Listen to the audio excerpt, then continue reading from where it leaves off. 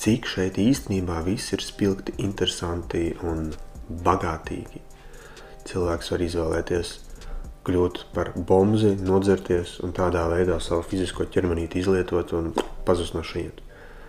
Kāds spēlē, viņš grib vairāk naudas sasniegt, viņš attīsta skillus, iemaņas, tur vajag tur kaut ko zakt, piedalīties kaut kādās afērās, iepirkumos, politikā, iet iekšā, visu tos sasaistīt, 1 miljons, 2 miljoni, 10 miljoni, tad viņam gribās 100 miljoni, miljards, jahta, lidmašīna, skriešana.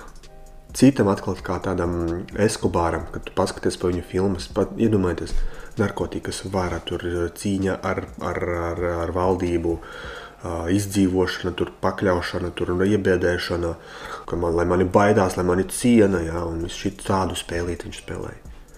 Parastais cilvēks, viņš grib vienkārši mieru, mīlestību, ģimeni, 2-3 bērnus, lai bērni ir veseli, lai ir stabilitāte, miers, ceļojums gadā.